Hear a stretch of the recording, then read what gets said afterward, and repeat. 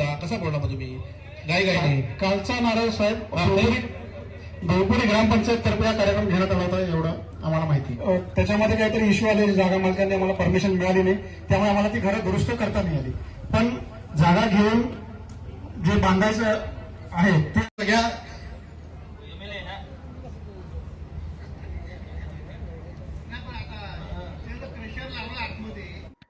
Tata power प्रशासनाच्या विरोधात कर्जत भिवपुरीत स्थानिकांचा एल्गार.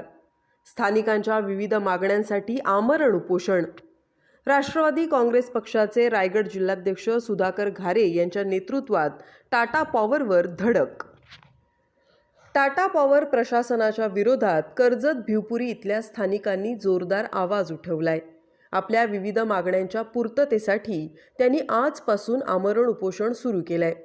राष्ट्रवादी काँग्रेस पक्षाचे अर्थात अजित पवार राष्ट्रवादी काँग्रेस पक्षाचे रायगड जिल्हाध्यक्ष सुधाकर घारे यांच्या नेतृत्वात त्यांनी एल्गार पुकारलाय. स्थानिक भूमिपुत्रांच्या प्रमुख मागण्यांमध्ये ब्लास्टिंगमुळे घरांना तडे आणि पाणी गायब झालंय, त्यावर जलद उपाय करा, स्वतंत्र फिल्टर प्लांट बसवा, स्थानिक भूमिपुत्रांना हक्काचा रोजगार द्या, शेत जमिनीच्या नुकसानीची योग्य भरपाई द्या, तपकीरवाडी धनगरवाड्याचे तात्काळ पुनर्वसन करा यांसारख्या अनेक मागण्या घेऊन हे उपोषण सुरू आहे. दम्मशील सावंतसह न्यूज ब्युरो रायगड. लाज वाटली पाहिजे. डिझेलची सप्लाय पण तोच करतोय, ब्लॅस्टिकचं बटन सप्लाय पण तोच करतोय आणि लोकांचं प्रतिनिधित्व पण तो करतोय. लोकांच्या पोटावर पाय ठेवून गरिबांच्या पोटाशी किटाळतोय आणि राजकारण करतोय. आणि तुम्ही नाराज आहे.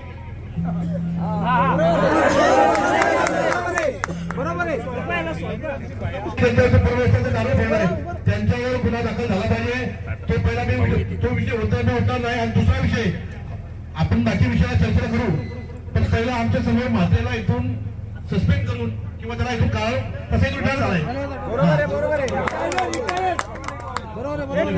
टाटा पॉवरच्या मनमानी कारभाराला कंटाळलेली ग्रामस्थ मंडळी असतील, परिसरामधील सर्व स्थानिक तरुण मंडळी असतील, यांच्या टाटा पॉवरच्या प्रशासनाविरुद्ध आज खऱ्या अर्थाने शिवसेनेचे नेते नितीनजी सावंत आणि मी सुधाकर घारे आणि शेतकरी कामगार पक्षाचे नेते तानाजीजी मते आम्ही तिघांचं मिळून एक इथे आम्ही टाटा पॉवरच्या विरुद्ध उपोषण करतोय.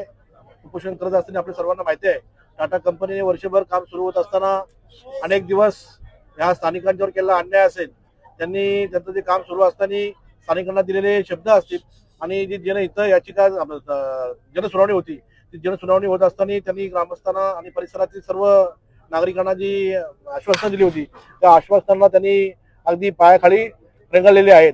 म्हणून त्यांच्या विरुद्ध आम्ही आज खऱ्या अर्थाने उपोषण करतोय. त्यांच्याकडे अनेक दिवस वर्षभर आम्ही त्यांच्याशी मिटिंग केल्या. त्यांच्याकडे त्यांनी दिलेले शब्द त्यांना सांगत होतो का तुम्ही आम्ही स्थानिकांना रोजगार द्या, तिथल्या परिसरामधील जे काही छोटे मोठे कॉन्ट्रॅक्टर असतील त्यांना काही काम धंदे द्या.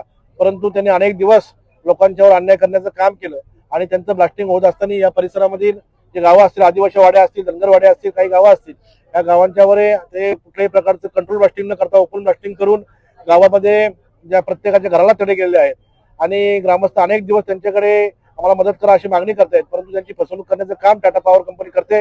आणि आपण बघितलं असेल, टाटा पॉवर कंपनीने या धनगरवाड्यांना 1.5 वर्षापूर्वी त्यांचं पुनर्वसन करू असं सांगितलं होतं, परंतु त्यांना फसवणुकीची उत्तर देऊन आणि त्यांना गुंडाळण्याचं काम ही टाटा पॉवर कंपनी करते. मागच्या 2 महिन्यापूर्वी स्थानिकांनी सुद्धा इथे उपोषण केलं होतं. त्यांना 3 दिवस त्यांचं उपोषण झालं होऊन सुद्धा त्यांना कुठल्याही प्रकारचं त्यामध्ये त्यांनी काहीच निर्णायक गोष्ट अशी काही केलेली नाही. म्हणून आज खऱ्या अर्थाने आम्ही टाटा पॉवर विरुद्ध शिवसेना राष्ट्रवादी शाखा पक्षाचे प्रमुख कार्यकर्ते आज आम्ही टाटा कंपनीच्या उपोषणाला बसलो आहोत. सर, व्यवस्थापनाच्या समवेत आता काही अंशी चर्चा झालेली, नेमकं काय तोडगा निघतोय की कशा पद्धतीची भूमिका पुढची राहील?